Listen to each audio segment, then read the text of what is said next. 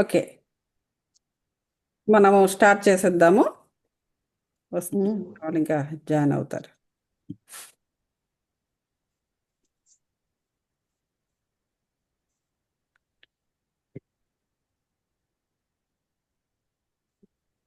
Okay, మనము ఆ, జీవితం ఒక వరం, సేతు జ్ఞానం చెప్పుకుంటున్నాం కదా.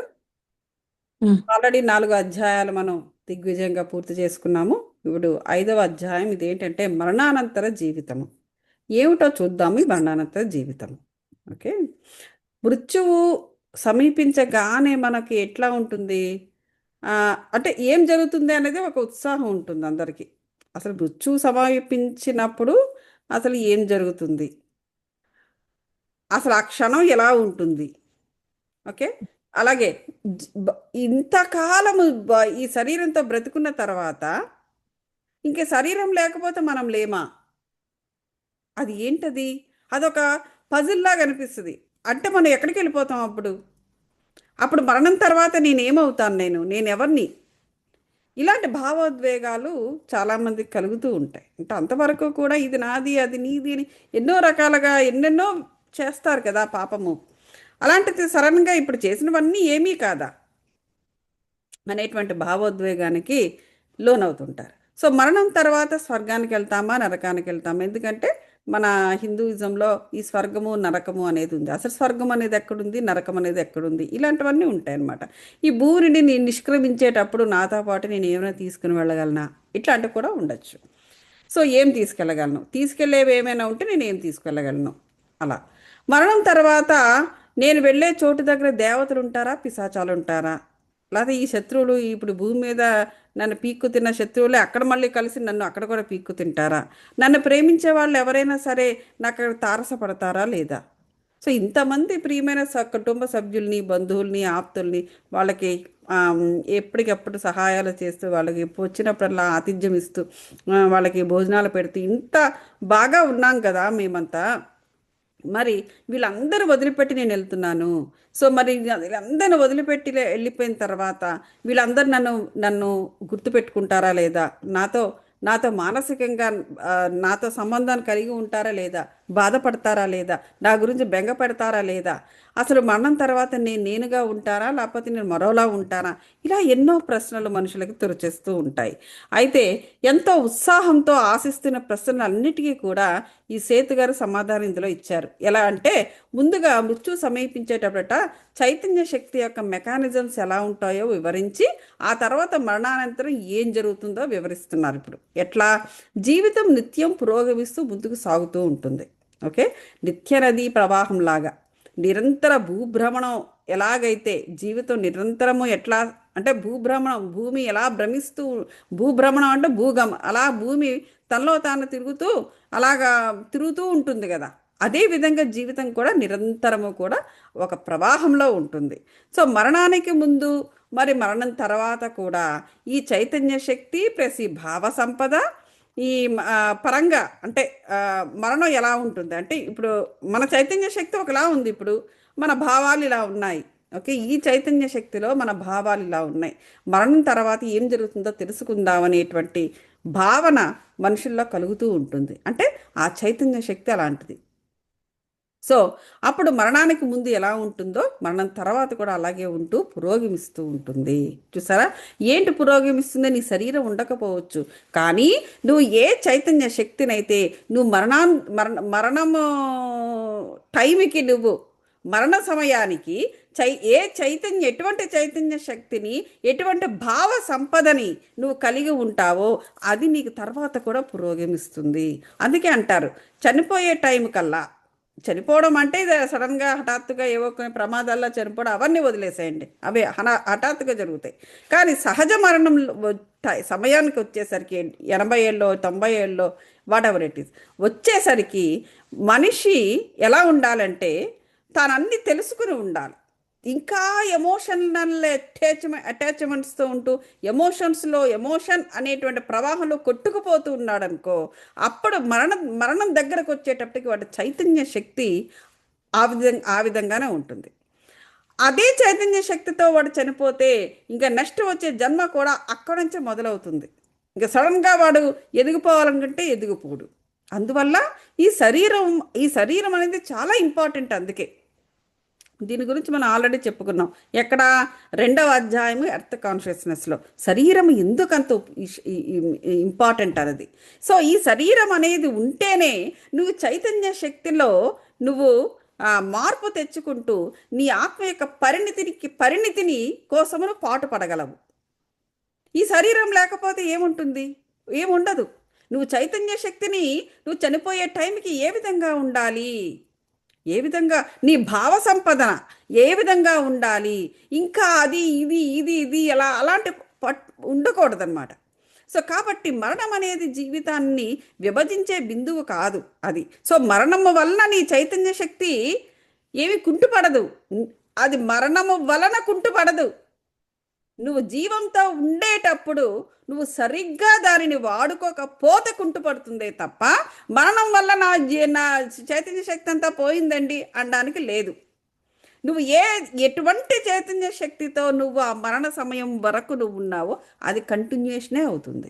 అందువల్ల మా చైతన్య శక్తిని పెంచుకుంటూ ఆత్మ పరిణితిని పొందుతూ నిన్ను నువ్వు ఎదగమంటున్నారు. అందుకే ఆత్మపరంగా అలా ఎదిగినప్పుడు ఆ ఎదిగే స్థాయిలోనే సాగుతూ ఉంటుంది మరణం తర్వాత కూడా. కరెంటు బల్బులో విద్యుత్ సరఫరాను ఆపడం ఎవరి తరమో కాదు. అలాంటిది ఇది కూడా. కరెంటు స్విచ్ని అనేక సార్లు ఆపడం వేయడం అలాగా చేస్తూ ఉంటాం. అప్పుడు బల్బు అనేక సార్లు ఏమవుతుంది? వెలుతురు కోల్పోవడము, లేకపోతే మళ్ళీ వెలుతురు రావడం, ఇలా మాదిరిగా దేహంలో చైతన్య శక్తి కొంత సమయం దేహంలో ఉంటూ మరికొంత సమయం దేహాన్ని వదిలి వేరే డైమెన్షన్లో ఉంటూ ఒక లయబద్ధంగా జీవశక్తి చైతన్య పరిణామాన్ని చెందుతూ ఉంటుంది. అది అందువల్ల మనకేంటంటే ఆ చైతన్య శక్తి ఇప్పుడు బల్బు వేయడం తీయడం వెళ్ళినప్పుడు కరెంట్ ఆగడం పోవడం రావడం వెలుగు ఎలాగైతే జరుగుతూ ఉంటుందో మన చైతన్య శక్తిలో కూడా అలాంటి కదలికలు ఉంటాయి. కాబట్టి జీవశక్తి నువ్వు బల్బు ఆపేసావనుకో, స్విచ్ ఆఫ్ చేసావనుకో బల్బు ఆగిపోతుంది. మళ్ళీ స్విచ్ ఆన్ చేసావనుకో బల్బు వెలుగుతుంది. రైట్? అంతే తప్ప నీకు బల్బును నువ్వు స్విచ్ ఆఫ్ చేసినంత మాత్రం చేత ఆ బల్బులో ఉన్న ఎలక్ట్రిక్ శక్తి ఎక్కడికో వెళ్ళిపోలేదు. రైట్? అదేవిధంగా మనలో ఉన్న జీవశక్తి కూడా లయబద్ధంగా ఆ బల్బులాగే లయబద్ధంగా అది ఇదవుతుందే తప్ప చైతన్య శక్తి ఇంకా పోవడం అనేది ఉండదు. సో ఉచ్ఛ్వాస నిశ్వాసాలు ఏ రీతిలో మనకి లయబద్ధంగా ప్రాణశక్తిని మరి జీవశక్తిని ఉత్తేజితం చేస్తూ ఉంటాయో అదే మాదిరిగా చైతన్య శక్తి కూడా ఒక క్రమమైన లయముతో దేహం నుండి వెలుపల నుండి దేహానికి ఇలా నిరంతరం ప్రవహిస్తూ ఉంటుందన్నమాట. యాస్ట్రల్ ట్రావెల్స్ చేస్తూ ఉంటారు. ఇవన్నీ జరుగుతూ ఉంటాయి కదా. మన శరీరంలో నుంచి మన యాస్ట్రల్ బాడీ బయటికి వెళ్ళినప్పుడు మన శరీరం కాస్త శక్తి తగ్గుతుంది. అది అందువల్ల అది ఎక్కువ నైట్ టైం పెట్టుకుంటూ ఉంటుంది program. So sometimes day టైంలో కూడా జరుగుతుంది. దాని యొక్క అవసరాన్ని బట్టి వెళ్తుంది. అప్పుడు ఏంటంటే మనకి ఏ నిద్ర వచ్చేయడమో ఏదో జరిగి మనం అక్కడ అలా కాస్త కొంచెం మన ఎనర్జీస్ డౌన్ అవుతాయి. అంత మాత్రం చేత ఆ ప్రవాహం అక్కడ ఆగిపోదు. ఇంక అక్కడితో మనం కాటికి వెళ్ళిపోము. మళ్ళీ అది వెనక్కి వచ్చేస్తుంది. అంటే అర్థం ఏంటి? నీ మళ్ళీ ఎప్పట్లాగా మళ్ళీ బంతిలాగా లేచి కూర్చుని మన పనులు మనం చేసుకుంటాం. అంటే అర్థం ఏంటి? నీ చైతన్య శక్తి ఎక్కడికి పోలేదు. అది ఎప్పుడు లయబద్ధంగా నడుస్తూనే ఉంటుంది. అంటే నీ ప్రాణశక్తి నీ జీవశక్తి ఎప్పుడు కూడా అలా లయబద్ధంగా నడుస్తూనే ఉంటుంది. నీ ఆత్మ లోపలికి వెళ్ళడము బయటికి రావడం జరిగినంత మాత్రము చేత, అంటే నీకు మరణము వచ్చినంత మాత్రము చేత నీ చైతన్య శక్తిలో తేడా ఉండదు. కాబట్టి చనిపోయే టైంకి ఒక గొప్ప చైతన్య శక్తిని పొందగలిగి ఉండాలి. అది కంటిన్యూషన్ ఉంటుంది. శ్వాస తీసుకున్నప్పుడు దేహం ప్రాణశక్తిని కలిగి ఉంటుంది. మరి శ్వాసను వదిలినప్పుడు కూడా దేహం ప్రాణశక్తిని కలిగి ఉంటుంది. అంతే కదా. ఉచ్ఛ్వాసం చేస్తాం అని అప్పుడు ప్రాణశక్తి వచ్చింది లోపలికి, మనం నిశ్వాసించాం, బయటకు వదిలేసాం, ప్రాణశక్తి పోయిందా? లేదు, లోపలే ఉంది కదా. ఏం పోయింది? స్ట్రెస్ స్ట్రెయిన్ బాడీలో ఏముంటా అయిపోతుంది. సో అంత ఈజీ కాదండి. ఆ ప్రాణశక్తి మరి ఎక్కడికి వెళ్ళిపోయింది అంటారు? ఇప్పుడు ఉచ్ఛ్వాసం చేశాము, ప్రాణశక్తి లోపలికి వెళ్ళింది అంటున్నాము. నిశ్వాసం చేసేటప్పుడు ప్రాణశక్తి బయటికి రాదు, స్ట్రెస్ స్ట్రెయిన్ బయటకు వస్తుంది అంటాం ఆ ఆక్సిజన్లో. మరి ప్రాణశక్తి ఎక్కడికి వెళ్ళిపోయింది? ఎక్కడికి వెళ్ళిపోయింది?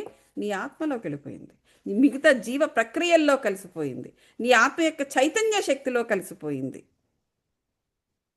అర్థమైందా? సో కాబట్టి మనకి ప్రాణశక్తి అనేది చాలా, అంటే మనకేంటంటే ఈ చైతన్య శక్తి అనేది మన నుండి ఎవరు తీసేది కాదు.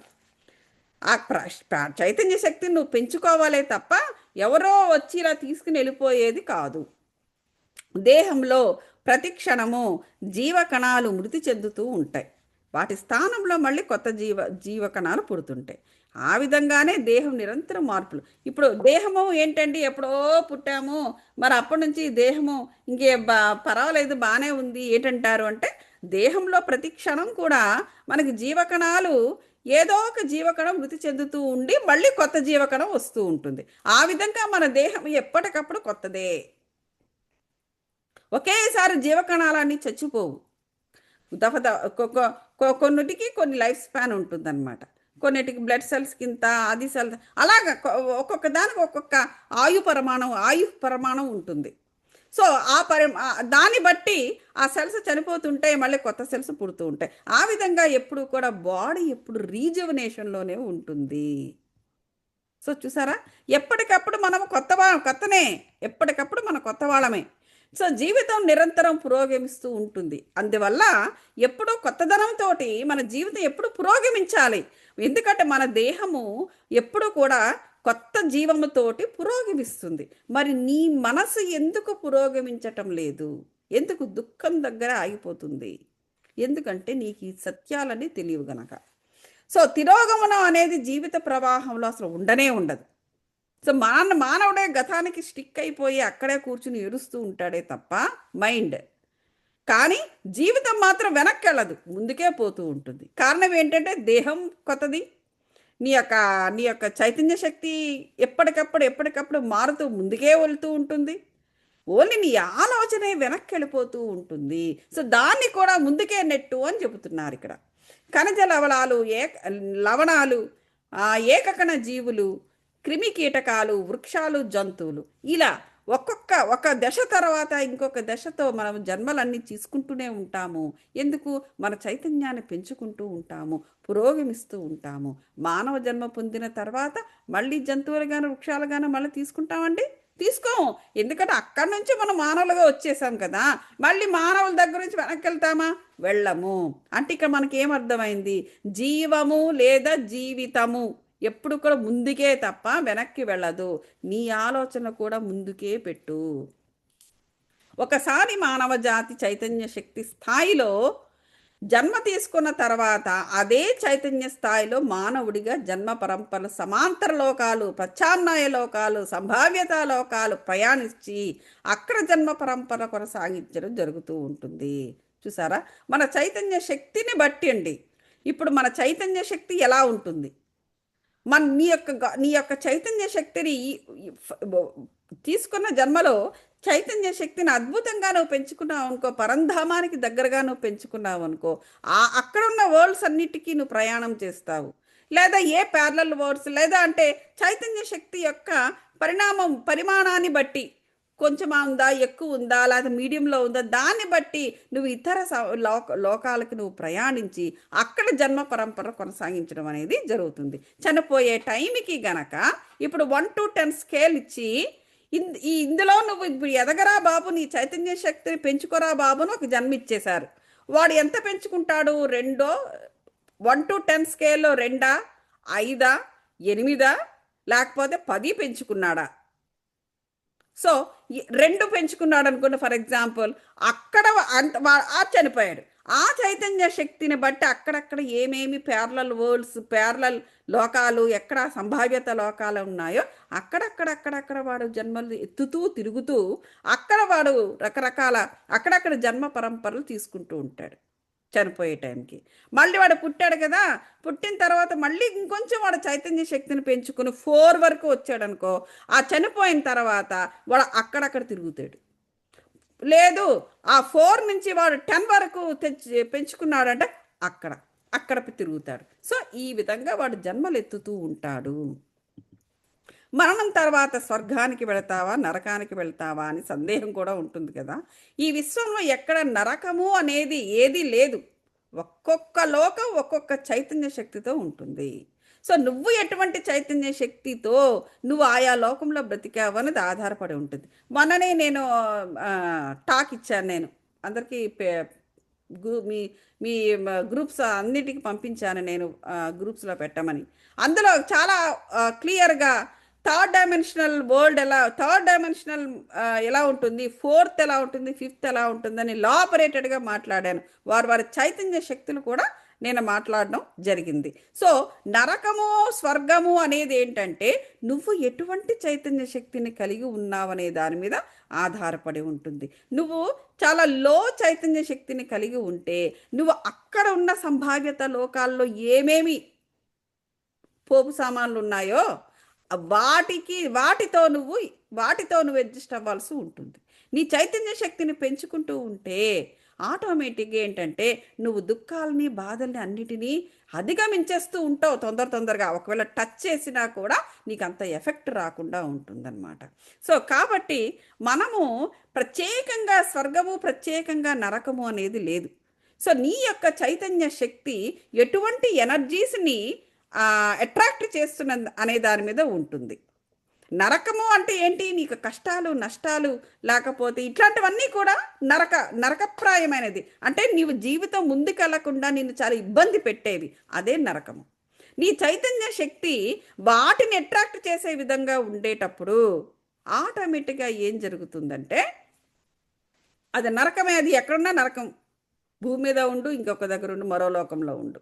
అలా కాకుండా నీవు దైవపరమైన ఎనర్జీస్ తోటి నువ్వు లింకప్ అయినప్పుడు లేదా నువ్వు అట్రాక్ట్ అవుతూ ఉండేటప్పుడు నీకు అక్కడ ఉండే అనుభవాలే పూర్తిగా డిఫరెంట్ ఉంటాయి. అది స్వర్గము. సో కాబట్టి ఆయా లోకాల్లో జన్మలు తీసుకునే జీవాత్మలు అక్కడ గల చైతన్య శక్తి స్థాయికి అనుగుణంగా దేహాలను భరిస్తాయి. అది చూసారా. ఇప్పుడు నేను భూమి మీదకి వచ్చాను. ఈ భూమి మీద ఇన్ని సంవత్సరాలు బ్రతుకుతున్నాను. నేను ఇన్ని సంవత్సరాలు బ్రతకడానికి అనువైన దేహాన్ని నేను తెచ్చుకున్నాను ఆల్రెడీ. నేను ప్రిపేర్ చేసుకున్నాను. అది నేను ఎన్ని జన్మల నుంచి నేను అటువంటి చైతన్య శక్తిని మరో జన్మ తీసుకోవడానికి కావలసినటువంటి మూల సరుకులు ముడి సరుకులు అన్నిటినీ కూడా నేనే ప్రిపేర్ చేసుకున్నాను. ఎప్పుడు? పాత జన్మల్లో నా యొక్క చైతన్య శక్తితో. సో కాబట్టి మన దేహాలు దానికి అనుగుణ కొంతమంది మంచి డాన్సర్స్ ఉంటారు. అంటే ఏంటి, వారు ఆ కళ కోసము పుట్టారు. వాళ్ళు మళ్ళీ ఆ కళ కోసము మళ్ళీ పుట్టి ఆ కళను అభివృద్ధి చేసుకోవడానికో లేకపోతే ఆ కళ ద్వారా లోకాన్ని ఉద్ధరించడానికో దానికి సరిపడే దేహాల్ని వాళ్ళే ప్రిపేర్ చేసుకున్నారు. ఎలా ప్రిపేర్ చేసుకున్నారు? వాళ్ళ ఇంతకు మునుపు ఆ పాత జన్మలన్నిట్లోంచి వాళ్ళు సంపాదించుకున్న చైతన్య శక్తిని బట్టి వాళ్ళ దగ్గర ఆ ముడి సరుకులు ఆ మూలకాలు అన్నీ వేసుకుని ఆ దేహాన్ని తయారు చేసుకుని వాళ్ళు దానికి తగినటువంటి కర్మలను చెయ్యడానికి ప్రిపేర్ అయ్యి వాళ్ళు భూమి మీదకి వస్తారు. సో ఎందుకు అలాగా ఇంతకు మునిపే వాళ్ళ చైతన్య శక్తి దానికి అనుగుణంగా ఉండబట్టి ఇప్పుడు నేను సైంటిస్ట్ జాబ్స్ చేశాను నేను, రైట్. దానికి అనుగుణమైన మైండ్ సెట్, దానికి అనుగుణమైన ఇన్నోవేటివ్ డిస్కవరీ మైండ్, దానికి అనుగుణంగా నేను అన్ని గంటల సేపు నేను ఫోకస్గా పనిచేయగలిగే ఆ శక్తి సామర్థ్యాలు, ఈ శరీరము, మైండ్, థాట్స్ ఇవన్నీ నాకు ఎలా వచ్చినవి? దీనికి సంబంధించిన చైతన్య శక్తిని ఆల్రెడీ నా పాత జన్మల్లో నేను నా చైతన్య శక్తిని అలా పెంచుకున్నాను. కాబట్టి ఈరోజు ఇవన్నీ నేను చెబుతున్నాను, నేను ఇవన్నీ మాట్లాడుతున్నాను, స్పిరిచువల్గా నేను ముందుకెళ్తున్నాను.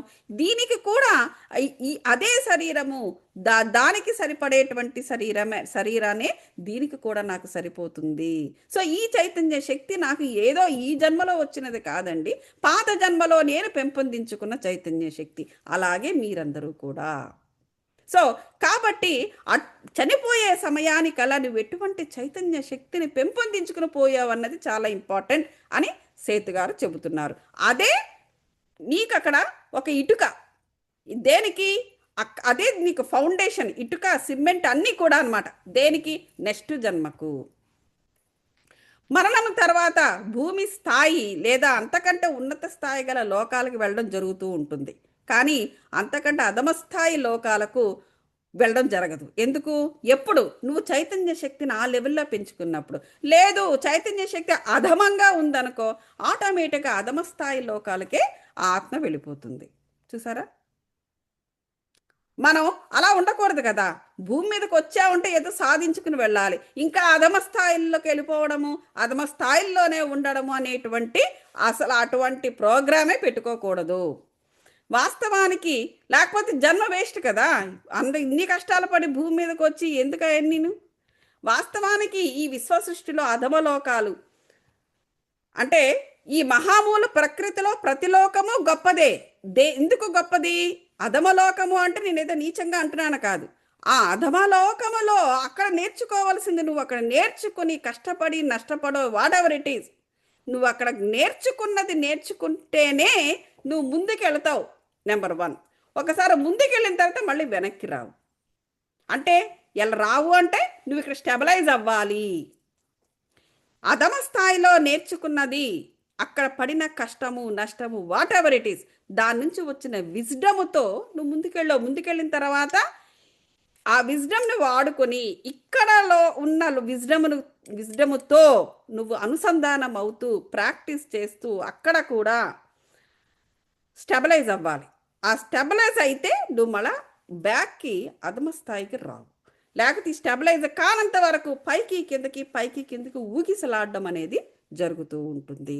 కానీ ఆ అధమ స్థాయిలో నువ్వు విజ్డమ్ తీసుకోకుండా అయితే మాత్రం దీనికి వెళ్ళలేవు. చూసారా? కాబట్టి ఇది ఇంపార్టెంటే. అందువల్ల ఇక్కడ ఏం చెప్తున్నారంటే ఈ మహామూల ప్రకృతిలో ప్రతి లోకము గొప్పది. ఎందుకంటే ఇది నిన్ను ముందుకు తీసుకెళ్తోంది. ఇక్కడ నువ్వు స్టెబిలైజ్ అవ్వడం అనేది నీ మీద ఆధారపడి ఉంది. లోకాల మధ్య చైతన్య శక్తి స్థాయిలో అంతరాలు అనేవి ఉండొచ్చు, కానీ ప్రతి లోకంలోనే ఆధ్యాత్మిక పాఠం నేర్చుకోవటానికి ఈ జీవిత ప్రవాహం పురోగతి చెందడానికి కావలసిన మూలకాలు పుష్కలంగా ఉన్నాయి. సో ఆధ్యాత్మికంగా ఈ ఏది కూడా ఎక్కువ తక్కువ అనేది లేదండి. కానీ అంతరాలు అయితే ఉన్నాయి. దీని అంతరం దీందే అలా అనమాట. సో విద్యా విధానంలో అది. సో మల్టీ డైమెన్షనల్ ఆత్మ అనే కాన్సెప్ట్ విషయానికి గనక మనం వస్తే, ఇంత మునుపు మనం మల్టీ డైమెన్షనల్ కాన్సెప్ట్ బాగా చెప్పుకున్నాం. ఏంటి? ఎమోషనల్ ఇంటెలిజెన్స్ ఇవన్నీ కూడా. సో నేను రిపీట్ చేయట్లా, పాత రికార్డింగ్స్ చూడండి. సో జీవాత్మగా మనం జన్మ తీసుకున్న ఆత్మ శకలము అది ఎట్లాగా 1వ తరగతి డైరెక్ట్గా కాలేజీలకు దూకిన మాదిరిగా ఒక నిర్దిష్ట స్థాయి గల చైతన్య శక్తి గల లోకం నుండి అనేక స్థాయిలను అధిగమించి డైరెక్ట్గా ఒకానొక ఉన్నత చైతన్య స్థాయిలోనికి ప్రయాణించి అక్కడ జన్మ పరంపరలు కొనసాగించవచ్చు. చూడండి, ఇప్పుడు మనకి పిల్లలు బాగా చదువుకున్నారనుకోండి, ఏం చేస్తారు? కొన్ని క్లాసులు స్కిప్ చేస్తారు. ఆడ 2వ తరగతి ఉంటాడు, తర్వాత వాడు బాగా అన్నీ నేర్చేసుకున్నాడంటే 4వ తరగతిలో పడేస్తారు. సో అదేవిధంగా ఒక ఆత్మ గనక మల్టీ డైమెన్షనల్ సోల్గా గనక అది ఆల్రెడీ చైతన్య శక్తిని పాత జన్మల్లో ద్వారా అది ఆల్రెడీ పెంపొందించుకుందనుకోండి, ఎగ్జాక్ట్గా వీడు 2వ తరగతి చదువుతున్న వాడిని తీసుకెళ్ళి 5వ తరగతిలో పడేసినట్టుగా ఆ ఆత్మ అక్కడ వాడికి ప్రమోట్ అయిపోతుంది. ఎలా ప్రమోట్ అయిపోతుంది? 1వ తరగతి నుండి డైరెక్ట్గా వాడు కాలేజీకి దూకిన మాదిరి అన్నమాట. సో కాబట్టి అంతా నీ చైతన్య శక్తిలోనే ఉంటుంది. నువ్వు కొన్ని క్లాసెస్ స్కిప్ చేసి వెళ్ళిపోవాలన్నా కూడా నీకు చైతన్య శక్తి ఆ లెవెల్లో నువ్వు పెంపొందించుకోవాలి, చిన్న స్థాయిలో ఉన్నా. సో అధమ స్థాయిలో ఉన్నా కూడా నువ్వు చాలా త్వరగా నువ్వు నీ చైతన్య శక్తిని పెంచుకోవచ్చు. అది. సో కాబట్టి ఫలానా నిర్దిష్ట బిందువు, ఫలానా నిర్దిష్ట రేఖ అని అట్లాంటివేవి కూడా లేవండి. సో కాబట్టి అంతా కూడా నీ చైతన్య శక్తి నీ యొక్క పురోగమించాలనేటువంటి సంకల్పము నీ యొక్క తపన మీదే ఆధారపడి ఉంటుంది అని చెప్పేసి ఇక్కడ చెబుతున్నారు. కాబట్టి ఒక జీవిత కాలంలో లయబద్ధమైన అప్పుడేమవుతుంది? మనము ఈ ఈ ఉచ్ఛ్వాస నిశ్వాసాల మాదిరిగానే మిడుగురు పురుగు వెలుగునిచ్చే మాదిరిగానే దేహంలోని చైతన్య శక్తి ఒక లయలో అటు ఇటు ప్రవహిస్తూ ఉంటుందని చెప్పడానికి వీటన్నీ కూడా మనకు చాలా ఇంపార్టెంట్. మనం చాలామందిని చూస్తూ ఉంటాం కదా, పిల్లలన్నా చూస్తున్నాము. మా కొంత ఆ పిల్లలు ఎందుకు అట్లాగా వాళ్ళ చైతన్య శక్తి ఆ విధంగా ఉంది. వాడు చూస్తే చిన్నపిల్లాడు ఉంటాడు, వాడు ఆల్రెడీ 5వ తరగతిలో ఉంటాడు. ఎందుకు? వాడు చైతన్య శక్తి. మిగతా పిల్లలు మామూలుగా ఒక తర్వాత వాటితో వెళుతూ ఉంటారు, వాడితో పాటు పుట్టిన వాళ్ళు. కానీ వీడు మాత్రము 5వ తరగతికి వెళ్ళిపోతాడు. ఎందుకు? వాడు చైతన్య శక్తి అటువంటిదనమాట. సో కాబట్టి మా వాడు తెలివైన వాడండి, తెలివైన వాడు కాదు, వాడు చైతన్యవంతుడు అని అర్థం చేసుకోవాలి. సో అలాగ మళ్ళీ వాడి తల్లిదండ్రులు ఎప్పుడు చేయలేదు వాళ్ళు చిన్నగా ఉండేటప్పుడు. కానీ వాళ్ళకు పుట్టిన వీడు మాత్రము 1వ తరగతి నుంచి డైరెక్ట్గా 6వ తరగతికో 7వ తరగతికో వెళ్ళిపోయాడు. వాళ్ళ తల్లిదండ్రులు అలా చేయలే మళ్ళీ వాళ్ళ చిన్నప్పుడు. సో చూసారా, చైతన్య శక్తులు, అది ఆత్మ యొక్క చైతన్య శక్తి అండి. వాళ్ళకు పుట్టడం వల్ల వీళ్ళకి పుట్టడం వల్ల వచ్చేది కాదు. అంటే కోర్స్ వంశాలు లేకపోతే వాటి వల్ల వచ్చే పరంపరలు వేరే ఉంటాయి. కానీ ఆత్మకుండే చైతన్య శక్తి మాత్రము అది సంపాదించుకున్న ఓను సంపద. అది చైతన్య శక్తి, అది ఏ ఆత్మది? ఆత్మదే అది. సో ఇక్కడ మనము ఒక 10 minutes మనము మెడిటేషన్ చేద్దాం మాస్టర్స్. ఆ తర్వాత కొనసాగిద్దాం. అందరూ కూడా వెన్నెముక నిఠారుగా పెట్టండి. Let's do meditation for 10-15 minutes. So ఆకనిక చేయాల్సిన అవసరం ఉండదు.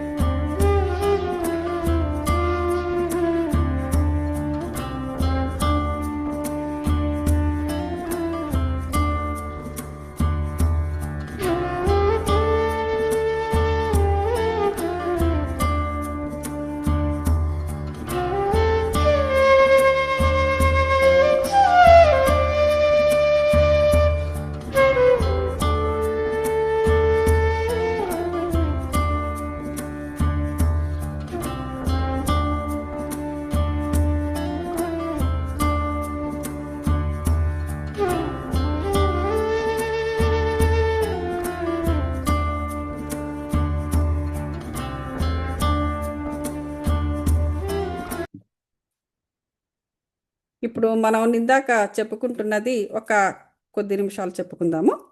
ఆ, ఓకే. సో ఎక్కడున్నాం మనం?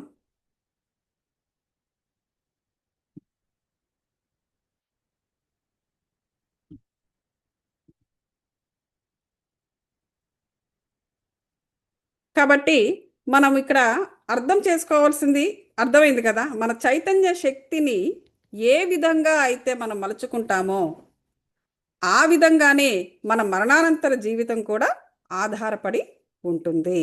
ఓకే. అయితే ఇప్పుడు ఇదంతా కూడా ఏంటంటే జీవితం అనేది ఎలా ప్రవహిస్తూ ఉంటుంది, చావు బతుకుల మధ్య ప్రవహిస్తూ ఉంటుంది. అది మనం అర్థం చేసుకోవాలి ఇక్కడ. కాబట్టి పుట్టినప్పుడు ఎంత ఘనంగా పుట్టడం అనేది జరుగుతుందో మరణం కూడా అంత ఘనంగా ఉండాలనేది గుర్తుపెట్టుకోవాలి అందరూ కూడా. ఎందుకంటే ఆ ఘనమైన చైతన్య శక్తిని మనం కలిగి ఉన్నప్పుడే ఆ నెక్స్ట్ మనం పుట్టిన పుట్టుక కూడా ఘనంగా ఉంటుంది అని ఇక్కడ సేతు విజ్ఞానం మనకి చెప్పబడుతోంది.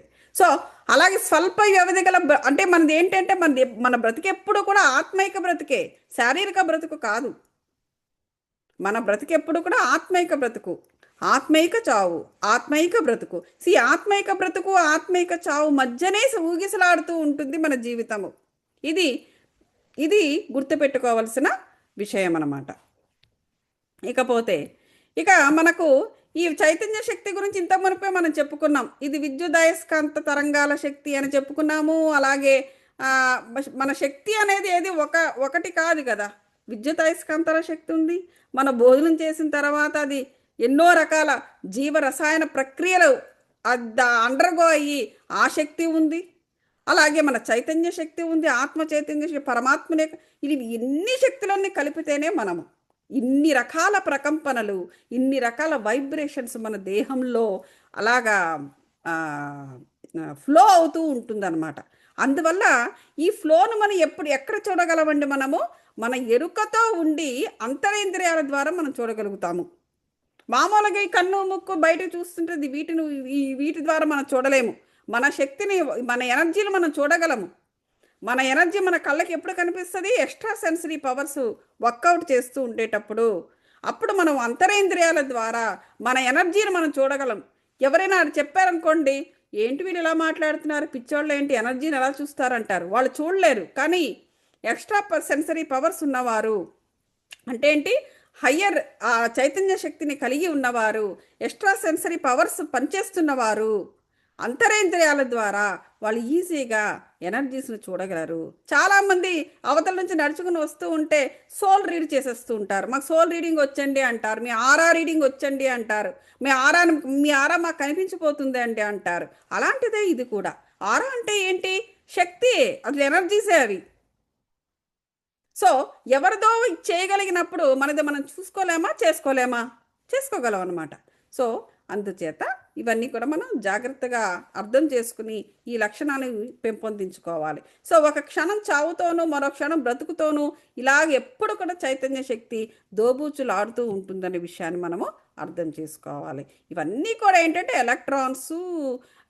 ఎలక్ట్రాన్స్ యొక్క గమనాన్ని, ఇవన్నీ ఎలక్ట్రాన్స్ యొక్క గమనాన్ని దీన్ని చూడడానికి, ఇవన్నీ తెలుసుకోవడానికి ఈ అంతరేంద్రియాలు ఒకటేనా అండి మార్గము అంటే, ఈ అంతరేంద్రియాల మేజర్గా అంతరేంద్రియాలే, కానీ వీటిని కొలవడానికి, వీటిని చూడడానికి కూడా కొన్ని ఇన్స్ట్రుమెంట్స్ ఇప్పుడు వచ్చేసాయి.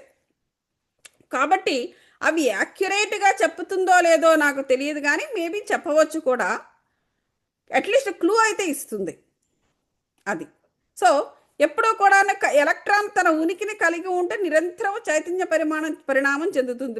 మరి ఎలక్ట్రాన్స్ని కొలవగలిగే, ఆ వైబ్రేషన్స్ని కొలవగలిగే శాస్త్ర పరికరాలు ఏమైనా ఉన్నాయా అంటే ఈ మధ్య ఉన్నాయని చెప్పేసి చెబుతున్నారు. బట్ ఎగ్జాక్ట్గా పసిగట్టగలుగుతున్నాయా, యాక్యురస్ ఉందా లేదా అని ఐఎమ్ నాట్ షూర్. సో చైతన్య శక్తి యొక్క ప్రకంపన పోల్చడానికి భౌతిక ప్రపంచంలో ఫిజికల్ వరల్డ్ కొన్ని ఉదాహరణలు మనకి తీసుకోవడం జరుగుతూ ఉంటుందన్నమాట. ఇప్పుడు పరమాణువులు అంటే యాటమ్స్, ఈ మాలిక్యూల్స్ అణువులు ఇలా క్షణకాలంలో అనేక సార్లు మన చస్తూ తిరిగి మళ్ళీ జీవిస్తూ ఉంటాయన్నమాట. అంటే ఏంటి, నేను చెప్పాను కదా, కణాలు, పాత కణాలు చనిపోయి కొత్త కణాలు మళ్ళీ వస్తుంది. ఆ కణాలు అంటే ఏమిటి, మళ్ళీ పరమాణువులతో తయారు చేయబడినవే.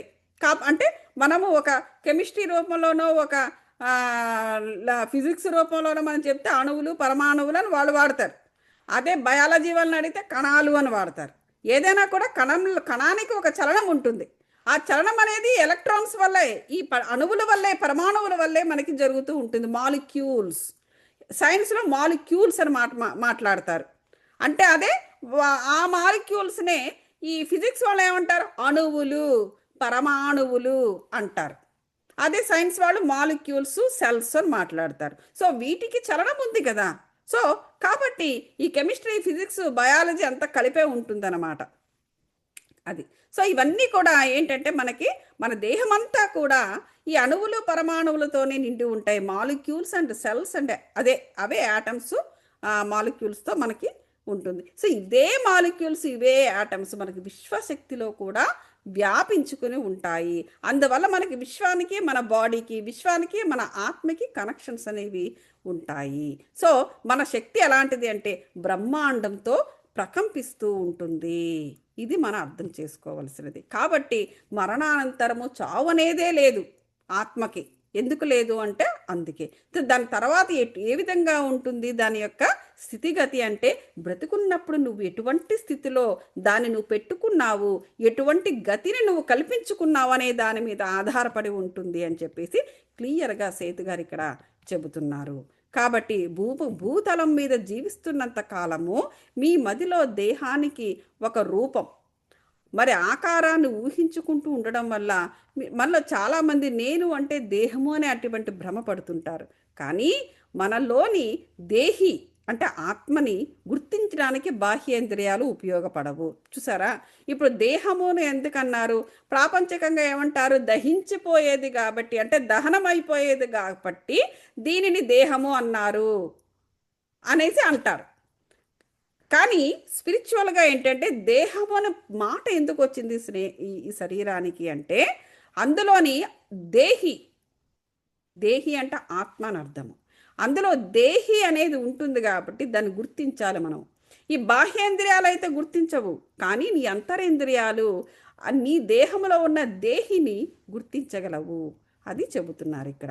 కాబట్టి ఇక్కడ మనం అర్థం చేసుకోవాల్సింది ఏంటంటే, ఆత్మిక పరణాలు, ఆత్మిక జీవితాలు అంటే బ్రతుకులు చాలా స్వల్పమైన, సూక్ష్మమైన కాల వ్యవధిని కలిగి ఉంటాయి. అంటే అర్థం ఏంటంటే, ఇప్పుడు మనం బ్రతుకుతున్నాము అంటే 100 ఏళ్ళు బ్రతికితే అబ్బా చాన్నాళ్ళు బ్రతికాడు మనం అనుకుంటాము. కానీ ఆ 100 ఏళ్ల బ్రతుకు అనేది చాలా తక్కువ అండి.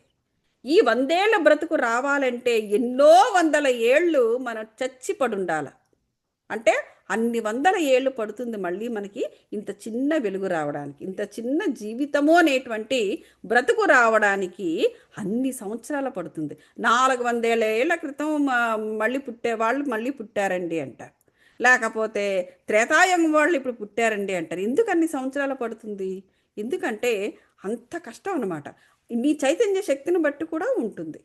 నీ చైతన్య శక్తి చాలా ప్యూర్ అనుకో, నీకు అంత తొందరగా జీవితం కూడా, నీకు అంత తొందరగా బ్రతకాల్సిన అవసరం లేదు, నీకు కర్మాస్ ఏమి ఉండవు. కాబట్టి పరంధామానికి మనం ఎదుగుతూ వెళ్తుండేటప్పుడు జన్మలు తగ్గిపోతూ ఉంటాయి. వెంట వెంటనే ఎవరు పుట్టగలరు అంటే వెంటనే విజ్డమ్ తీసుకోవాల్సిన వాళ్ళు.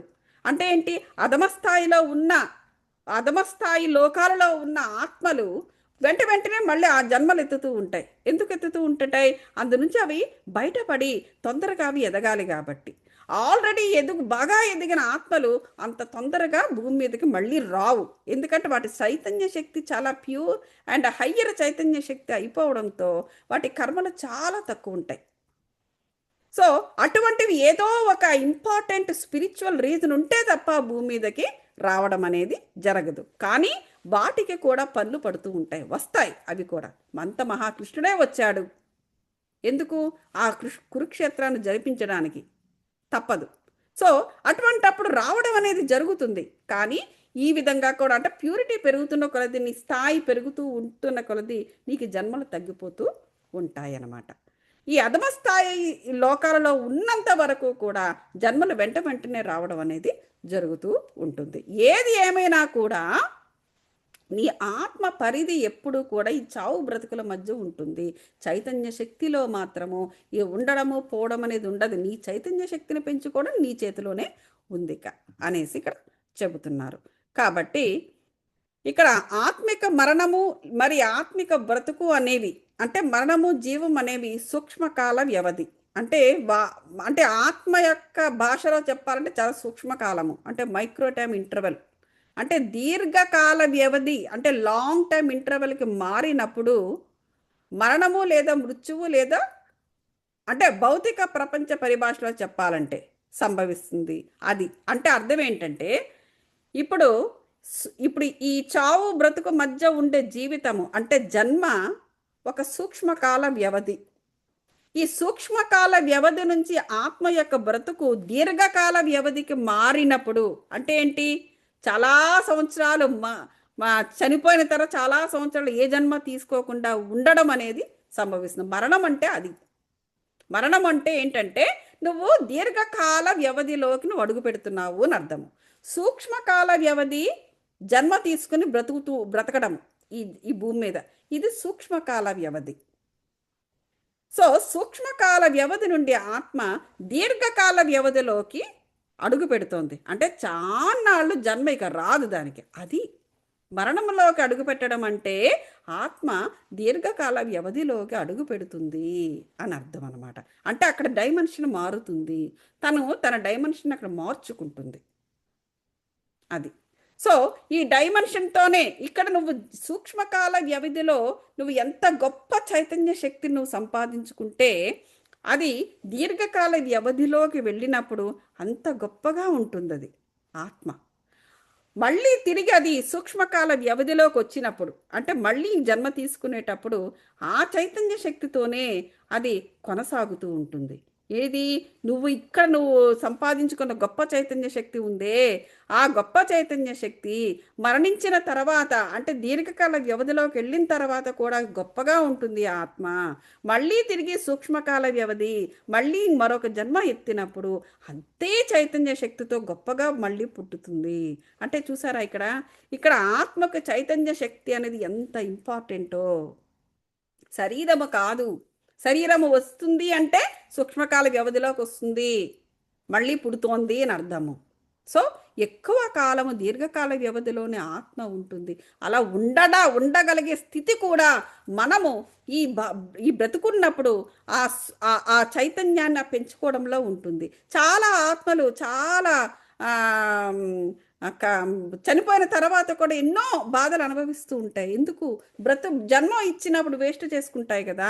ఆ జన్మ వచ్చినప్పుడు సరియైన చైతన్య శక్తితో బ్రతకవు. పనికి మాలిన పనులు, క్రూర కర్మలు, పాపకర్మలు చేసుకుంటూ ఉంటారు వాళ్ళు. సో అటువంటప్పుడు పాపాలతోటి, క్రూరమైన కర్మలతోటి, నీచ నికృష్టమైన నెగిటివ్ ఎనర్జీస్ తోటి వాళ్ళు కలిసి ఉన్నప్పుడు వాళ్ళ చైతన్య శక్తి ఎలా ఉంటుందండి? మరణించిన తర్వాత వాళ్ళు అలాంటి అధమస్థాయి లోకాలకే వెళ్ళిపోతాయి ఆత్మలు. అవి ఎలా బాగుంటాయి? డెఫినెట్గా ఎన్నో కష్టాలు పడుతూ ఉంటాయి అవి అధమస్థాయి లోకాలకు వెళ్ళి. అంటే అక్కడ నేర్చుకోవాల్సింది నేర్చుకుంటుంది అని చేసి మనం చెప్పుకుంటాము, కరెక్టే. కానీ వాళ్ళు చేసిన వాటన్నిటికీ కూడా అధమస్థాయి లోకాల్లో వాటికి శిక్ష పడడము, లేకపోతే దానికి ఆ చైతన్య స్థాయి అట్రాక్ట్ అయ్యే వాటికి అవి గురవుతూ ఉంటాయి అక్కడ. అందుచేత బ్రతికి ఉన్నప్పుడే అది సూక్ష్మకాల వ్యవధి అయినప్పటికీ కూడా అక్కడ మన చైతన్య శక్తిని అద్భుతంగా మనం మార్చుకున్నప్పుడు ఆ అద్భుతమే మరణము తర్వాత కూడా ఉపయోగపడుతుంది. ఆత్మస్థాయిలో మళ్ళీ తిరిగి జన్మ వచ్చినప్పుడు అదే చైతన్య శక్తితో గొప్ప జననం అనేది జరుగుతుంది అని ఇక్కడ చెబుతున్నారు. అది అర్థమైందండి. మరణము, జీవము, జననము మరణము అంటే ఇంతే. సూక్ష్మకాల వ్యవధి, దీర్ఘకాల వ్యవధి. నువ్వు చైతన్య శక్తిని ఎలా పెంచుకున్నావు? ఇదే. ఎలాంటి చైతన్య శక్తిని పెంచుకున్నావు? దైవికమైనదా, లేకపోతే తాంత్రికమైనదా, క్షుద్రపరమైనదా? వీటిని బట్టే నువ్వు ఏ స్థాయికి ఈ లోకానికి నువ్వు వెళ్ళాలి అనేది నీకే తెలుసు. ఎవరో వచ్చి చెప్పాల్సిన అవసరంలా, దేవుడు వచ్చి చెప్పక్కర్లా. నువ్వు చేసే పనులు నిన్ను ఎటువంటి స్థాయికి తీసుకెళ్తున్నాయి అనేది తెలియదా? అంత తెలియకుండా ఉంటారా మానవులు? తెలిసినా సరే కేర్ లేదంతే. అన్నీ తెలుస్తాయి, ఇవెందుకు తెలియవు? అన్నీ అర్థం చేసుకుంటారు, ఇదెందుకు అర్థం చేసుకోరు? ఎందుకంటే ఇది అవసరం లేదు కాబట్టి. అర్థం చేసుకుంటే మళ్ళీ మారాల్సి వస్తుంది. ఆ మారడం ఇష్టం ఉండదు కాబట్టి ఇవి అర్థమవుతున్నా కూడా చెయ్యరు. సో ఏదేమైనా సరే ఇదండి విషయము. మన ఇక్కడితో ఆపుదాము. ఎక్కువ ఆ, పెద్దగా ఏమీ లేదు, ఇంకా ఒక తొందరగానే అయిపోతుంది. 104 పేజీలు అయినాయి. Okay, all right. మనము మళ్ళీ నెక్స్ట్ వీక్ కలుద్దామండి తప్పకుండా. నెక్స్ట్ ఐ థింక్ నెక్స్ట్ మనం బుధవారం కలుస్తున్నాం అనుకుంటాను. నేను పంపిస్తాను. Thank you so much. మీ అందరికీ నమస్కారము. ఏదైనా నన్ను ప్రశ్న ఉంటే అడగవచ్చు. ఏదైనా ప్రశ్న? Thank you Gautami. Yeah, thank you so much అండి.